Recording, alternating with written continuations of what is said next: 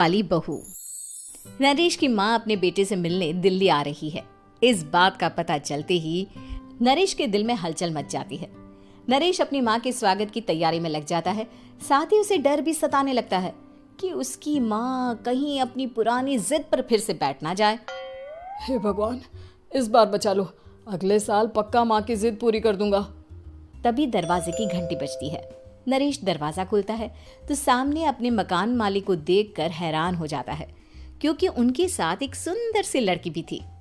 अब नमस्ते अंकल, कुछ काम था, मुझे बुला लेते। आपने क्यों कष्ट किया? अरे नहीं नहीं, इसमें कष्ट कैसा। मैं तो बस तुम्हें रीना से मिलवाने आया था। आज से रीना तुम्हारे साथ इसी फ्लैट में रहेगी। अंकल, कोई लड़का फ्लैटमेट नहीं है? एक अनजान लड़की के साथ रहना मेरे लिए थोड़ा अजीब होगा।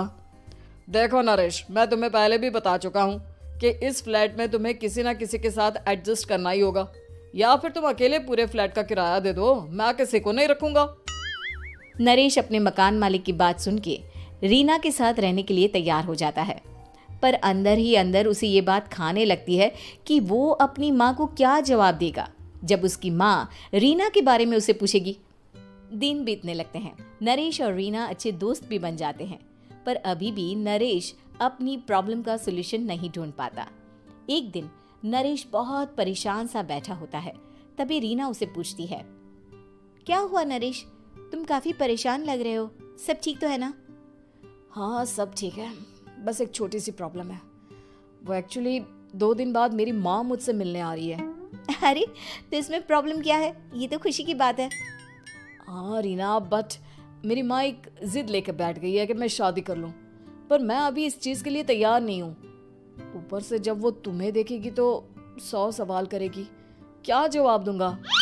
अरे, इसमें कोई टेंशन वाली बात नहीं है।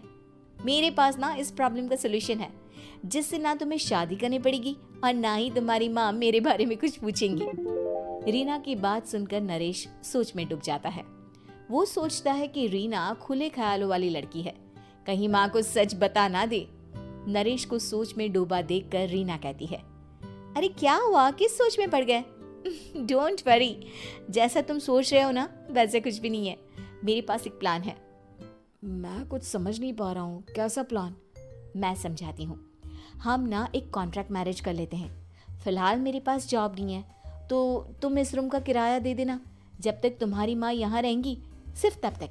और तुम अपनी माँ से कह देना कि मैं तुम्हारी पत्नी हूँ, इससे वो मेरे यहाँ रहने पर कोई सवाल भी नहीं करेंगी। अरे बात तुम्हारी ठीक है, पर माँ से झूठ बोलना, ना ना पापा, मैं ये रिस्क नहीं ले सकता। कोई और आइडिया दो ना तुम। देखो, मंजूर हो तो बोलो, वरना सच बता दो, मुझे कोई प्रॉब्लम नहीं है। रीना की बात सुनकर नरेश सोच में डूब जाता है। बहुत सोचने के बाद जब उसे कोई रास्ता नहीं मिलता तो वो रीना के बताए हुए रास्ते पर चलने के लिए तैयार हो जाता है। वो रीना से बात करता है और अपनी माँ की पसंद और नापसंद के बारे में बताता है। रीना भी नरेश की सभी बातों को ध्यान से सुनती है, ताकि कहीं उससे कोई गलती ना हो जाए। आखिर वो दिन भी आ जाता है जब नरेश की माँ उससे मिलने दिल्ली आ जाती है। नरेश अपनी माँ को फ्लैट पर लेकर जाता है। जैसे ही नरेश की माँ फ्लैट के अंदर जाती है, रीना उसके पैर छू लेती है। ये देखकर नरेश की माँ थोड़ी घबरा जाती है और नरेश से पूछती है, अरे बेटा नरेश, ये कौन है? माँ, ये आपकी बहू रीना है।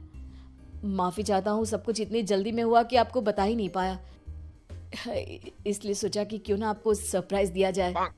अरे बेटा, मैं तो बस तेरा घर बसा हुआ देखना चाहती थी। हाँ, बहुत अरमान थे अपनी इकलौते बेटी की शादी को लेकर, लेकिन कोई बात नहीं, शायद किस्मत को यही मंजूर होगा। ये कहते ही नरेश की माँ रीना को गले लगा लेती है।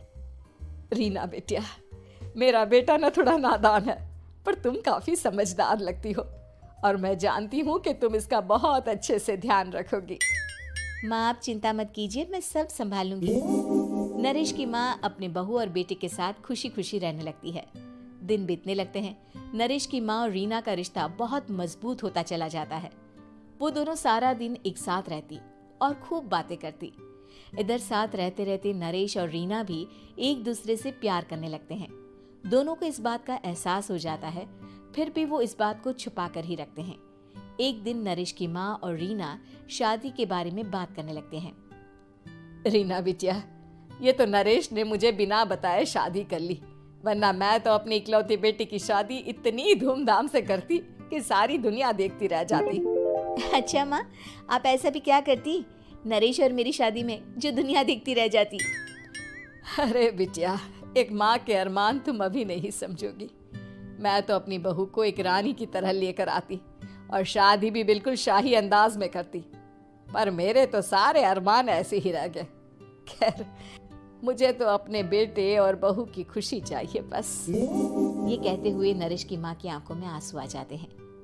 रीना भी ये सुनकर ख्यालों में खो जाती है, क्योंकि वो भी मन ही मन खुद को नरेश की पत्नी और उसकी माँ की बहू मानने लगी थी।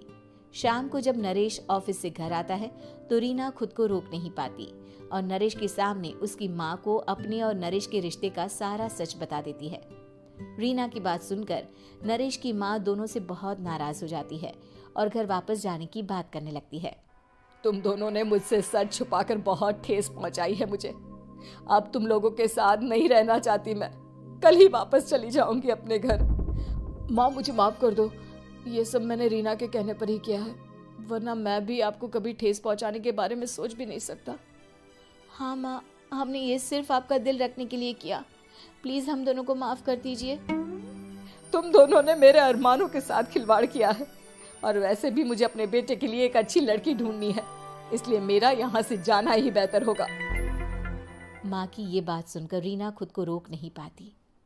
माँ, क्या मैं आपके घर की बहू बनने लायक नहीं हूँ? रीना की बात सुनकर नरेश हैरान रह जाता है। नरेश की माँ भी कुछ समझ नहीं पाती। मैं कुछ समझी नहीं, आखिर तुम कहना क्या चाहती हो? माँ, मैं वो नरेश से बहुत प्यार करती हूँ और साथ ही साथ मैं आपको भी अपनी माँ मान बैठी हूँ। आज जब आपकी बातें सुनी तो खुद को रोक नहीं पाई, इसलिए सारा सच आपको बता दिया। रीना की बात सुनकर नरेश की माँ की आंखों में आंसू आ जाते हैं और वो अपने बेटे नरेश और रीना को गले लगा लेती है। मेरे घर की बहू तो सिर्फ रीना बिटिया ही बनेगी। मैं आज ही तुम दोनों की शादी की तारीख निकलवा दूंगी, बस एक बार तुम्हारे घर वाले मान जाए। उसी दिन रीना के माता पिता भी उनके फ्लैट पर आ जाते हैं। दोनों परिवार आपस में बैठकर बातें करते हैं और शादी के लिए राजी हो जाते हैं। रीना भी कॉन्ट्रैक्ट फाड़ देती है और कहती है, सही मायने में मैं अब बहू बनूंगी, अब तक तो सिर्फ कॉन्ट्रैक्ट वाली बहू थी।